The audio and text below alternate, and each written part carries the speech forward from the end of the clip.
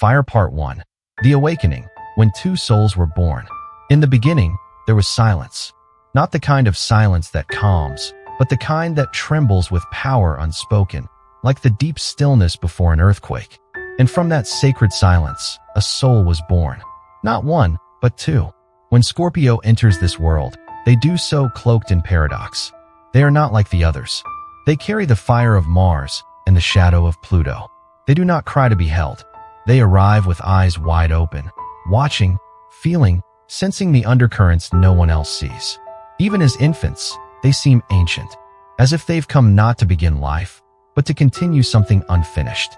This is the secret of Scorpio. They are born already divided, with two sovereign spirits housed in one vessel. The first is Mars, the god of war, imparting fire, courage, and relentless drive. This soul is the protector, the fighter, the seeker of truth through experience. It teaches Scorpio to strike when threatened, to speak when silence becomes dangerous, to act with force when the world is unjust. But the second soul is Pluto, the ruler of the unseen. This soul does not rush. It waits. It watches. It knows that the most powerful transformations happen in the dark. Pluto teaches Scorpio that life is not just a series of actions, but initiations, rituals of loss, death, and sacred rebirth. And so, from the very beginning, the Scorpio soul walks a razor's edge between fire and stillness, instinct and mystery, war and surrender. A soul not meant for peace. Imagine this. A Scorpio child sits quietly at the edge of a playground, not playing, but watching. Others laugh, shout, stumble into friendships. But Scorpio observes, not with shyness, but with precision. They are reading the room, tracking power, sensing emotional currents no one has named. That's not overthinking. That's soul memory. Somewhere deep within them, they remember what others have forgotten. Scorpio doesn't just inherit DNA. They inherit spiritual codes, karmic debts, and ancestral vows. Their soul knows betrayal, exile, transformation. It's been here before. Scorpio doesn't seek an easy life because comfort doesn't awaken them. Conflict does. Crisis does. They are born not to bask in the sun, but to walk through fire and find gold in the ashes. And this is why life rarely feels gentle for Scorpio in the early years. The first tests come early. Maybe a parent who leaves, a trust broken, a secret too heavy for a child to carry. And yet, somehow Scorpio survives. More than survives, they begin to awaken. This is when the two souls begin to stir. Mars rises first. For most Scorpios, the Mars soul awakens first. It's the soul of instinct, of survival. It teaches them to fight, to stand up when knocked down, to protect the parts of them that the world doesn't understand. In this phase, Scorpio may appear tough, guarded, intense. They build walls. They speak in few words, but every glance is loaded. This is not arrogance. This is armor. Because beneath it all, Pluto is quietly preparing for a deeper journey. One that will not only change the Scorpio, but everyone they touch. But first, they must break. The breaking point. Every Scorpio has a moment that shatters them. Maybe it's a heartbreak so deep it feels like the soul is bleeding. Maybe it's a betrayal that cuts not just through trust, but through identity. Whatever it is, it brings Scorpio to their knees. And this is where Pluto steps in.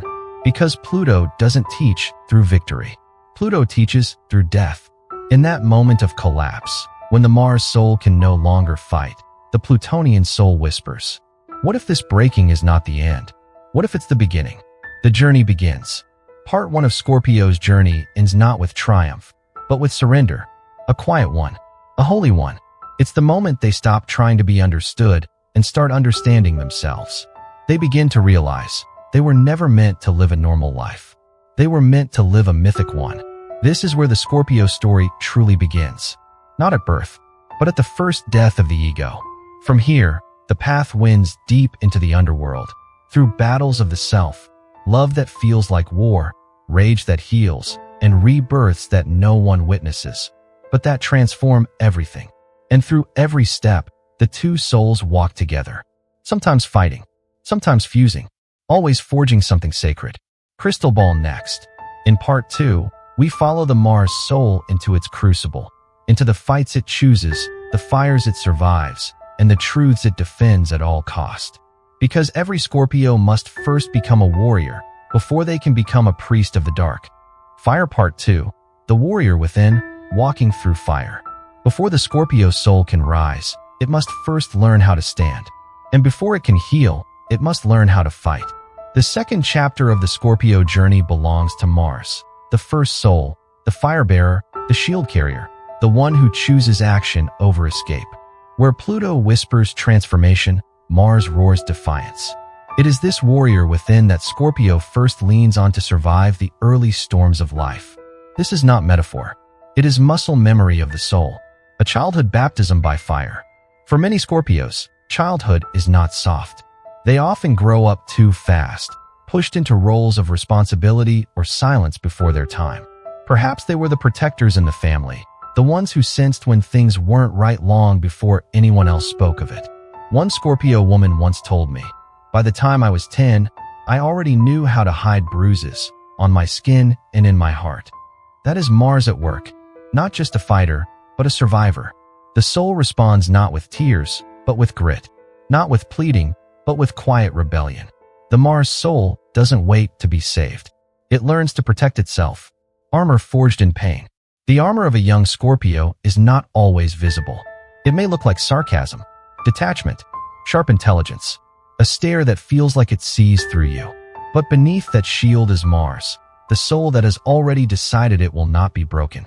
Mars teaches Scorpio that life is not fair, that loyalty will be tested, that love might leave. But in every blow, there is a lesson. Every betrayal becomes a sharpening stone. The Scorpio warrior does not fight like Aries, rash and loud. They fight in silence, with strategy. Their wars are rarely visible, but always deliberate. Battles worth fighting. Mars in Scorpio is not interested in meaningless conflict. They do not waste fire. Every battle must serve the soul. They will walk away from pettiness. But when truth is at stake, when someone they love is threatened, when the line between justice and corruption is crossed, that's when the warrior awakens. I knew a Scorpio man once, quiet, understated. He worked in child protective services. Everyone said he was too intense for the job. But when others walked away from cases that seemed too tangled, too painful, he stayed. He said, "If I don't fight for them, who will?" That is the sacred Mars, the one who doesn't fight for ego, but for meaning. Endurance over victory. Scorpio is not driven by conquest the way other Mars signs are. For them, endurance is the true measure of power. When life burns others out, Scorpio persists. When others give up, they continue, alone if needed. Mars gives Scorpio the gift of solitude. It teaches them how to walk without applause, how to fight without recognition, and how to heal without witnesses. But this is also where the pain begins to build. Because no warrior can carry the sword forever without growing weary. And the soul was not meant to live behind walls forever. When the fire turns inward, there comes a moment in every Scorpio's life when the Mars soul is no longer enough. They've fought, they've won, or maybe they've lost. But even in victory, they feel empty. A whisper begins in the background, a cold wind stirring beneath the heat. This is Pluto. It begins to ask questions Mars cannot answer. Why are you always defending yourself? What if the enemy is within? What if the battle is over, but you've forgotten how to stop fighting? This moment is critical, because many Scorpios are tempted to stay in Mars mode forever, to keep fighting because it's familiar, to stay armored because it feels safer. But if they do, they miss the deeper calling of their soul, the warrior's choice. The true test of the Mars soul is not how long it can fight, but whether it can lay down the sword when the time comes. Can the warrior become the student of the dark? Can the fire submit to the shadow, not as defeat, but as evolution? Some Scorpios break here. They burn out. Their anger becomes bitterness. Their strength turns to isolation. They forget that the war was never meant to last forever. But others, those who listen, begin to feel something shift. The heat dims. The silence deepens. And in that stillness, a new soul begins to rise. Crystal Ball next. In Part 3, we enter the domain of Pluto, the soul of alchemy, death, and sacred descent. The Scorpio warrior who survives must now become the mystic who transforms. New Moon Part 3, the descent into the Shadow Temple. When the fire dims and the sword grows heavy, Scorpio reaches a threshold no one else can cross for them. It is not marked by applause, nor victory. It is marked by stillness, a silence so complete, it echoes. This is when the Mars soul steps back, and Pluto rises. Pluto does not knock.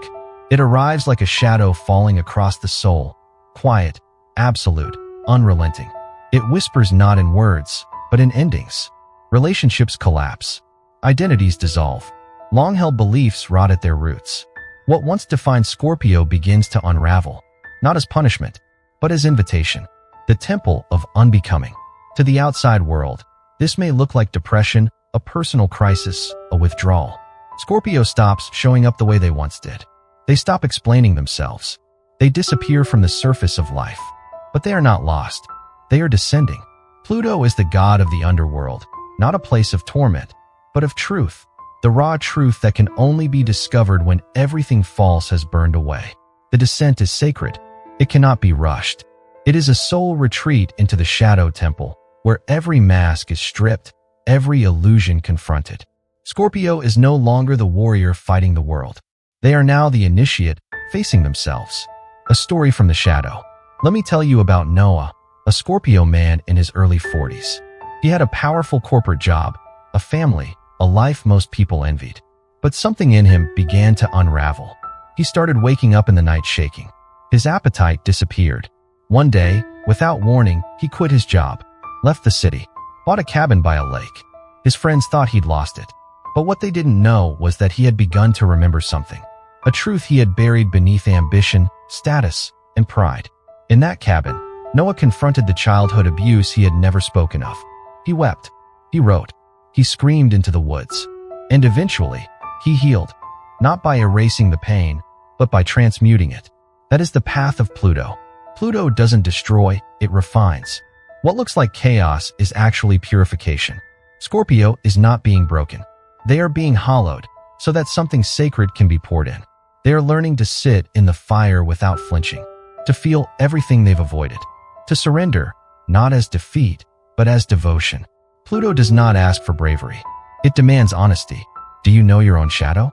Have you met the version of yourself that manipulates, obsesses, controls? Can you sit with your own shame and say, I see you. I will not look away. This is the work of the shadow temple, the alchemy of loss. In this stage, Scorpio loses much. Friends who only knew the Mars version of them. Careers built on performance.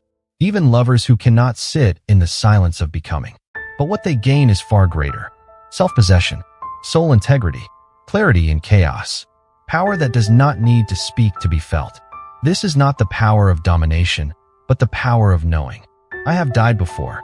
I can rise again. There is nothing you can take from me that I have not already laid on the altar. The sacred silence. Scorpio learns, in this descent, that the truest wisdom is not taught. It is remembered. Sitting in their own dark, they begin to hear voices. Not in madness, but in memory. The voice of their grandmother's grief. The rage of generations past. The karmic patterns of their lineage. And Pluto, their silent guide, shows them how to hold it all. They become a vessel, not just of pain, but of reclamation. Not just of truth, but of power purified through presence. Not all who descend return. Some Scorpios resist this part of the journey. They cling to their Mars soul, fearing the void Pluto opens. But those who trust it, who surrender to the spiral, they return with gifts that no school, no religion, no relationship can give. They return changed, not fixed, not perfect, but whole. They become alchemists, not of metals, but of experience. They learn that healing is not about erasing pain, but about giving it a sacred purpose. Crystal Ball next. In part 4, Mars and Pluto meet, not as enemies, but as sacred twins. We explore the internal war, the union of light and shadow, and the emergence of Scorpio's truest form, the soul-forged being who walks with both sword and silence. Fire Part 4. The sacred conflict, when fire meets shadow. Every Scorpio arrives at a moment when the fire and the shadow meet. It does not happen in one night. It is not clean. It is not cinematic. It often begins with confusion, an inner pull in two directions. The Mars soul urges, fight, move, decide. But Pluto whispers, wait, watch, surrender. It feels like standing at a crossroads with no signs, no map. Only the echoes of one's own past choices and the silent pressure of something greater wanting to emerge.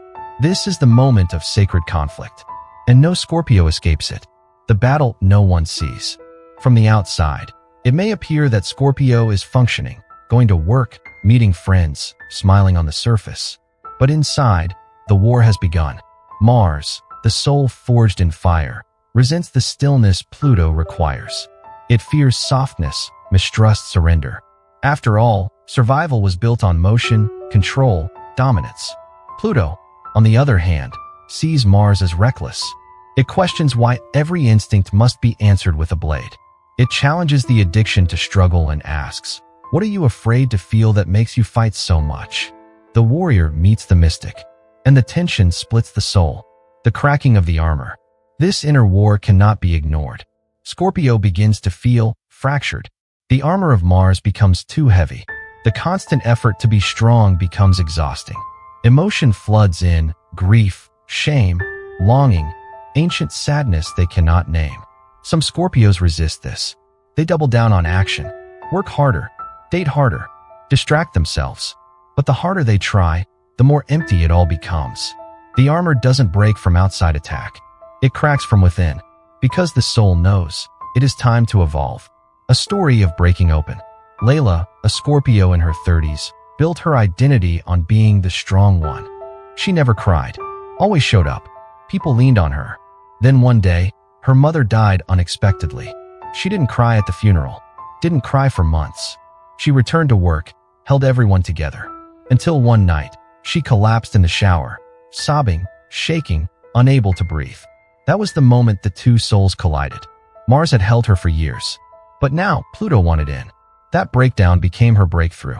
She left her job, began trauma therapy, moved closer to nature. For the first time in her life, she allowed herself to be held.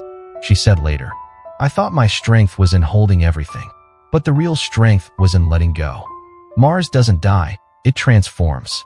This is the part of the Scorpio journey where many are afraid. They think surrendering to Pluto means losing themselves, that letting go means giving up. But they misunderstand. Mars doesn't disappear. It evolves. It becomes the guardian of the sacred work, no longer fighting for survival, but now protecting the inner transformation Pluto begins. The warrior becomes the protector of the priest. The fire becomes focused, intentional. It learns to serve not the ego, but the soul. The alchemical fusion. When Mars and Pluto finally stop battling and start listening, something extraordinary happens. A third energy is born. This is not Mars alone, not Pluto alone. This is Scorpio's true nature, a fusion of fire and shadow, action and depth, blade and chalice. It is here that Scorpio becomes whole. They no longer need to prove strength. They embody it. They no longer seek control. They carry presence. They no longer fear vulnerability. They understand it is the source of their sacred power, the emergence of the true self. After the storm, Scorpio walks differently. They speak less, but with more weight. They move slower, but with more purpose. Their gaze changes, not cold, not hard, but steady, knowing, penetrating. They are no longer the warrior, nor the mystic. They are the fusion. They are the flame and the smoke. They are the sword and the silence. They are becoming. Crystal Ball next.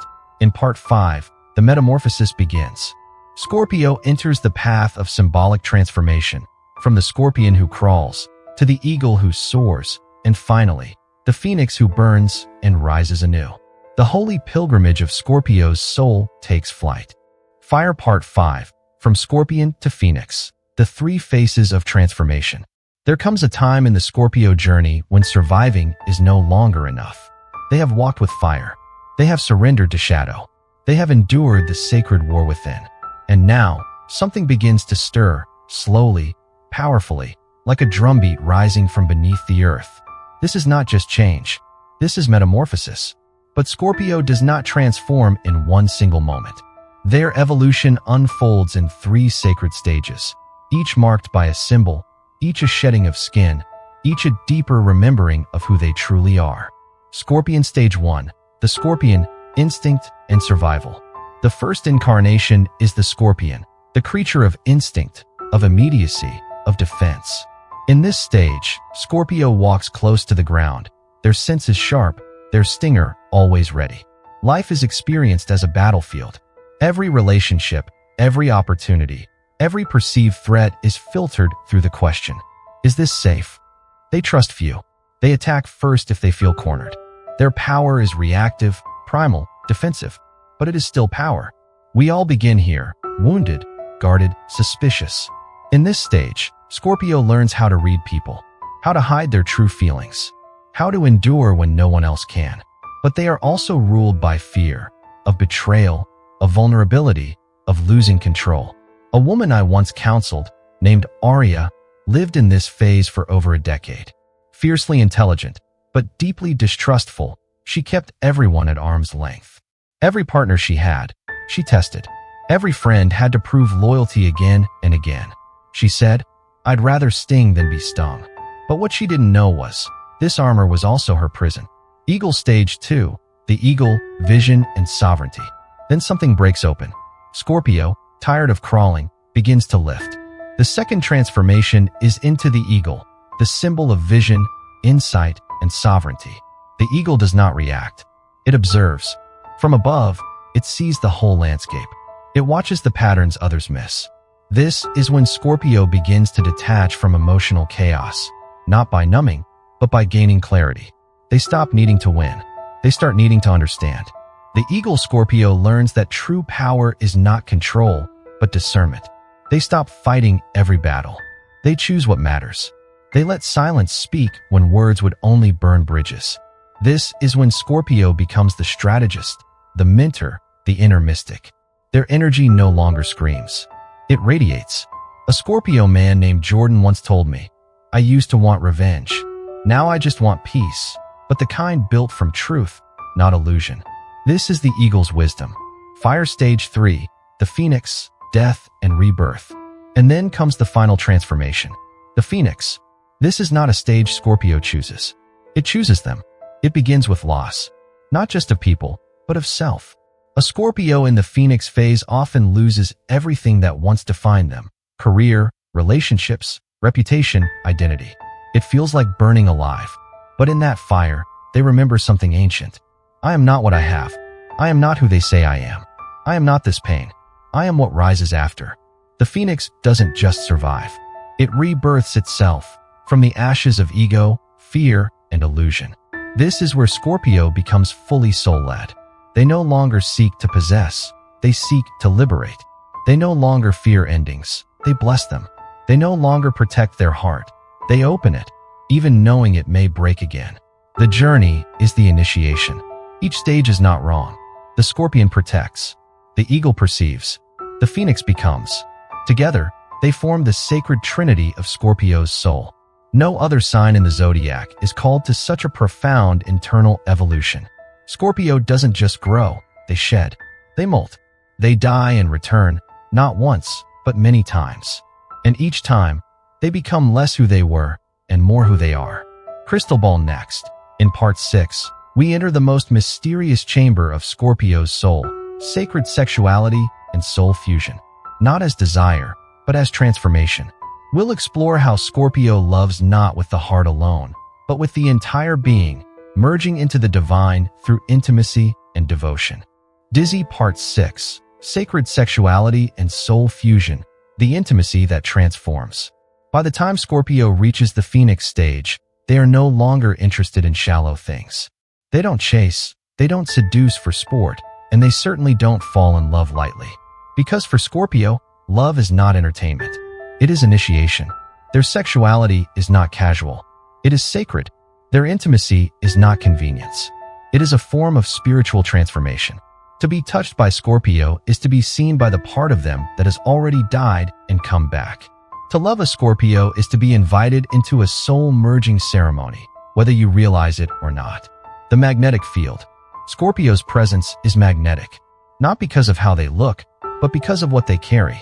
People feel pulled toward them, like gravity with a name. They look into Scorpio's eyes and sense something ancient, something that says, "I've known you before. I see who you are beneath the mask." But this magnetism is not without risk, because Scorpio doesn't connect lightly. When they open the door to love, they do so with their entire being, heart, body, mind, and soul. And they expect the same in return. Anything less feels like betrayal. The test before the merge. Before Scorpio merges, they test. They don't ask for words. They read energy. They listen between the silences. They pay attention to how you respond to truth, how you handle pain, how deeply you're willing to go. Why? Because Scorpio isn't just looking for pleasure.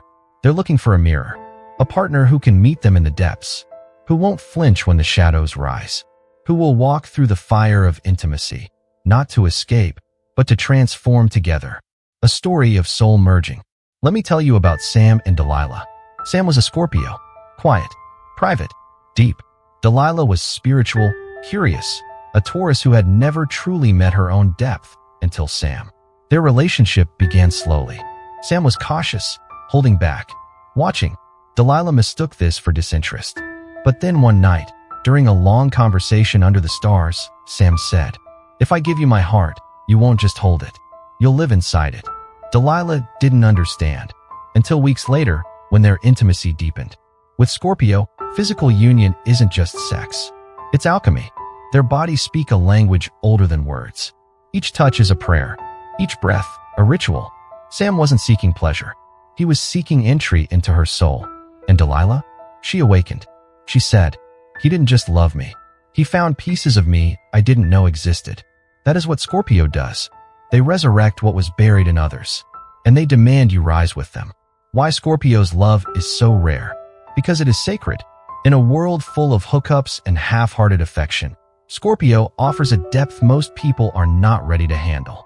They want soul fusion, the merging of not just two bodies, but two destinies. They want to become one fire with two names. This is why Scorpio often waits, or struggles to find the right one. Because most people fear what they offer. Because what they offer changes you. Sexuality as a portal.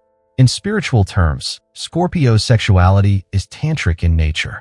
Not necessarily in practice, but in presence.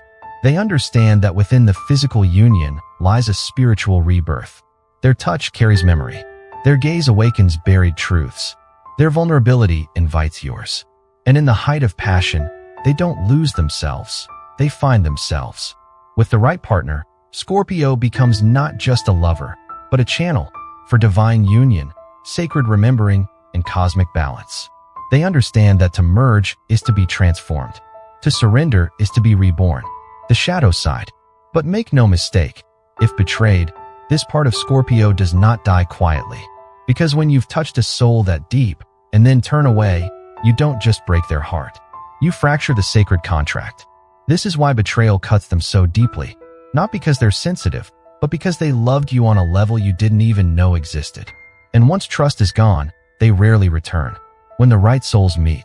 But when two ready souls meet, when the Scorpio finds their equal, their mirror, their match, the result is nothing short of divine. They become more than lovers. They become keepers of each other's secrets, healers of ancestral wounds, witnesses to each other's resurrection. It is not perfect, but it is true. And in a world of surface and distraction, that truth is everything. Crystal Ball next. In part 7, we explore the mystical side of Scorpio, the seer, the intuitive, the energetic radar. We'll uncover how Scorpio walks between worlds, hears what others ignore, and becomes a living oracle of unseen truth. Milky Way Part 7, the seer, walking between worlds. By now, Scorpio has burned, rebuilt, and loved with their entire being. But something deeper still awakens in their soul. A quiet knowing. A sacred frequency. This is where Scorpio becomes more than human. They become the seer. The thin veil. Scorpio is born under the sign ruled by Pluto, god of the underworld. Not just the world of death, but the realm of what is hidden. Secrets, suppressed truths, energies that most people pretend don't exist. For Scorpio, the veil between this world and the next is paper thin. They can walk into a room and feel betrayal hanging in the air before a word is spoken. They can sense who is lying. They can detect shifts in energy like a sonar tuned to soul frequencies. Some call it paranoia. Some call it intuition. But for Scorpio, it is simply truth. Seeing with the soul. Scorpios don't just see people. They read them. They read The pause in a sentence that says more than the words. The shift in body language that reveals hesitation. The tone of voice that hides grief or guilt. But their true gift is not in analyzing people. It's in feeling what others won't admit. This emotional radar is not a skill. It's a soul inheritance. A story from the threshold. Elena, a Scorpio woman I met during a retreat, shared a story I'll never forget. She had always sensed things. At 6 years old, she predicted her grandfather's passing 2 days before it happened, told her mother that grandpa was going to go fly into the stars. As an adult, she dreamed of a childhood friend drowning. She called him the next day. He told her he had been contemplating suicide. Her call saved him. She never studied astrology, never took a single course in psychic development. But her life became a trail of signs, symbols, and synchronicities. Elena was not trying to become a mystic. She was one, between worlds. Scorpio exists in the in-between. 1 foot in the seen, 1 foot in the unseen. This dual existence is both gift and burden. They often feel alone in crowded rooms. They carry the weight of energies they don't speak about. They feel things before they happen. Dream of people they haven't seen in years, only to run into them the next day. Sense death approaching, not with fear, but with reverence. It's not easy, but it's sacred. Dreams, symbols, and signs. Scorpio's connection to dreams is especially profound. They are dreamwalkers, travelers in the night.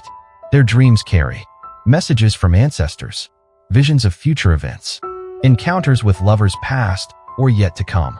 Many Scorpios awaken knowing truths they didn't study, recalling memories that aren't from this life. And when they try to explain it, the world shrugs. So they learn to stay quiet, to listen, to carry what they know in silence, a silence heavy with wisdom. The sacred listener. More than anything, Scorpio is a listener, not just to words, but to vibrations. They can hear the grief behind a smile. They can feel the love behind a sharp tongue. They can detect the fear behind bravado. This is why others confide in them, even strangers, because their energy says, I won't look away from your truth, even the parts you haven't looked at yet. This presence is healing, not because Scorpio tries to fix others, but because they make others feel seen. Not all seers are healers, but Scorpio is both. Many people can sense energy, but Scorpio does more. They are not only seers, they are transmuters. They don't just witness the wound, they help it alchemize. This is why Scorpio is often drawn to therapy, energy work, spiritual leadership, tarot, astrology, shamanism, dream interpretation. Not because they want to be spiritual, but because they already are. The cost of seeing. But seeing comes with a price. Scorpio sees through masks, and that makes people uncomfortable. They can feel what's not being said, and that makes relationships complicated. They can't unknow a truth once it's been felt. So many Scorpios learn to dim their sight to stay safe. But the awakened Scorpio? They don't dim. They discern. They use their vision wisely, with compassion, not control, with grace, not fear. And in doing so, they become not just a seer, but a guide. Crystal Ball next. In Part 8, Scorpio steps fully into their karmic calling as the healer of bloodlines. We uncover how they carry the grief of generations and how they break cycles, cleanse legacies, and turn inherited pain into sacred medicine. DNA Part 8, the healer of bloodlines, breaking the chains, healing the legacy. There are Scorpios who wonder why they feel tired for no reason, why grief visits them like an old friend, why they cry during certain songs or feel rage during family holidays. What they don't always realize is this. They are carrying stories that were never told, wounds that were never healed, and truths that were never allowed to be spoken. Scorpio is not just a sign. It is a soul contract. And in many cases, that contract says, you will be the one who ends what others could not. The inherited burden. In spiritual traditions across the world, it is understood that trauma passes through generations, not just genetically, but energetically. The abuse that was never named, the betrayal that was buried, the grief that was swallowed whole, the silence after war, the shame after exile. These don't disappear. They live in the nervous system, in family patterns, in illnesses that appear without cause. And Scorpio? Scorpio feels them first. The pattern breaker. Many Scorpios are born into families with deep history, generations of addiction or emotional repression, cycles of abandonment, secrets, or power struggles. Long lines of women who gave too much and were never seen. Fathers who worked but never loved, who stayed but never connected. And Scorpio, often as a child, begins to sense something isn't right, but no one is saying it. They are the ones who ask the questions no one wants to answer. They are the ones who stop pretending. They are the ones who say enough. But this role comes at a cost. The lonely role of the liberator. Being the healer of a lineage means often being the black sheep. Scorpio may be called too intense, too sensitive, or even rebellious. They may be blamed for stirring things up when all they're doing is pointing at what's been rotting for decades. Don't bring that up. Why can't you just let it go? That was the past. But Scorpio knows. What we don't face, we pass on. A true story, the grandmother's silence. Lena, a Scorpio I once worked with, had no relationship with her mother. Her family never spoke about her grandmother. But one night, Lena dreamed of a woman with a scar across her neck, whispering in a language she didn't know. She woke up sobbing, and for weeks, the same dream returned.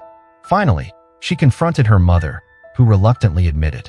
Her grandmother had been attacked during war and never spoke again. The family buried the story. No one talked about it. Shame and silence filled the house for years. Lena began to research, pray, meditate on that scar. She wrote poems. She lit candles. She screamed in the woods. One day, she dreamed of her grandmother again, this time smiling. The scar was still there, but it no longer bled. The medicine of Scorpio. Scorpio does not heal with platitudes. They heal by going into the wound. They excavate the root. They name the pain. They grieve for the ones who couldn't. They forgive for the ones who never received it. They break the chain, not just for themselves, but for those who came before and those yet to be born. This is soul-level work, and Scorpio was made for it. Why Scorpio? Because no other sign understands darkness as medicine. Because no other sign can hold pain without flinching. Because Scorpio has died before and come back. Their Plutonian soul is trained for resurrection. Their Mars soul gives them the strength to do what others couldn't. Together, they become the soul surgeons of their family line. A blessing in disguise. Scorpio often wonders, why me? But the deeper truth is, because your soul said yes before you were even born. You came here not to suffer. You came here to end suffering.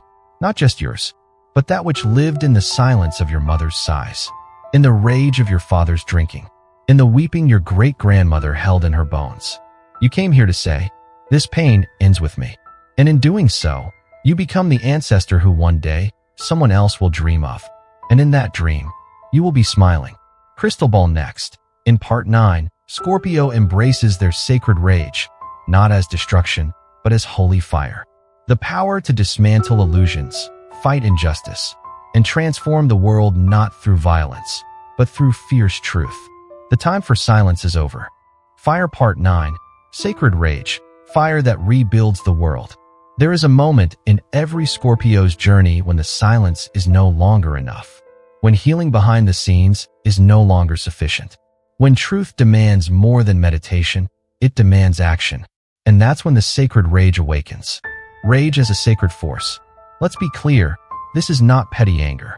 This is not vengeance. This is not an outburst of the ego. This is the rage of the soul. It is focused. It is holy. It is fire with a purpose. In Scorpio, this fire is not born of hatred. It is born of witnessing too much for too long, of seeing lies upheld as truth, of watching the innocent suffer while the guilty flourish. It is the voice of the healer who says, now that I've healed the wound, I will not let others be wounded again. When Scorpio speaks, the room goes silent. Scorpio does not raise their voice often, but when they do, it cuts like thunder.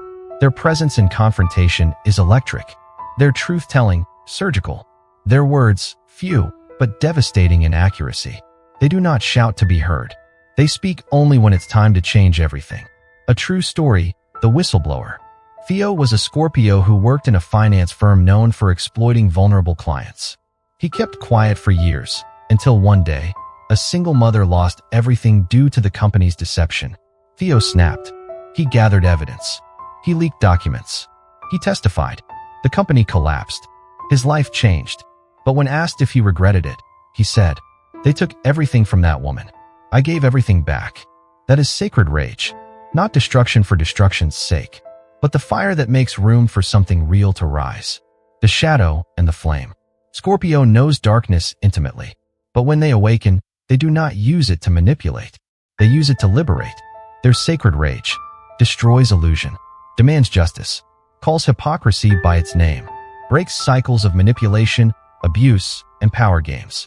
But here's what separates sacred rage from chaos. Scorpio burns what is false so that what is true can finally breathe, channeling the fire. Without grounding, this rage can consume Scorpio. They can become bitter, controlling, vengeful. But when channeled through love, yes, love, it becomes unstoppable. Because Scorpio fights not just for the self, but for the soul of the collective. They become activists, advocates, artists who expose corruption, spiritual leaders who call out false prophets, parents who protect children from inherited pain.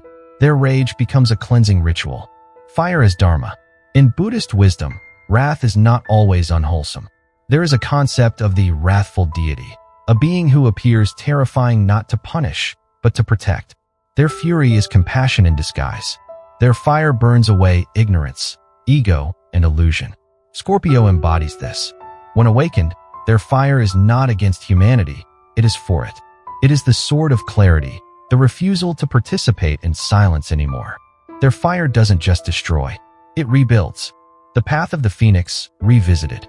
In this stage, the phoenix returns, this time, not to rise quietly, but to bring light to others still in the dark. Scorpio becomes more than an individual journey. They become a movement. Their presence alone shifts a room. Their truth becomes contagious. Their fire inspires others to stop hiding. Final reflection. So if you are a Scorpio who has felt rage you didn't know what to do with, know this.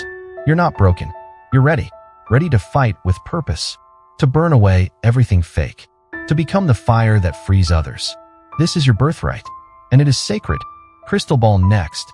In part 10, the final chapter, Scorpio becomes the sovereign soul. The one who, after walking through fire and shadow, emerges not just powerful, but whole. We conclude with Scorpio's legacy, living truth, anchored wisdom, and the immortal flame of transformation. Dove Part 10, the sovereign soul, legacy of the phoenix. There comes a point in the Scorpio journey when there are no more wars to fight, no more masks to burn, no more shadows to fear. The fire has purified. The silence has spoken. The soul has died and returned, again and again. And now, there is only presence. This is the final form, not of the warrior, not of the priest, but of the sovereign. Sovereignty, the highest power. Sovereignty is not control. It is not domination. It is not needing anything external to define your worth. It is the quiet knowing that I have walked through the fire.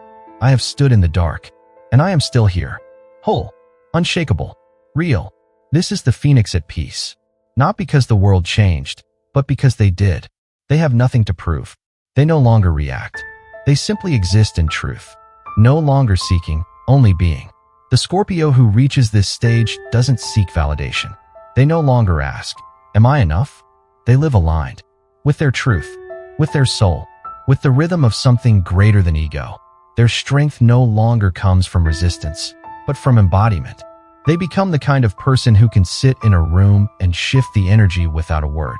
The kind of person who others come to for clarity, not because they have answers, but because they are the answer. A living initiation. In many spiritual traditions, those who walk through fire and shadow are not called broken.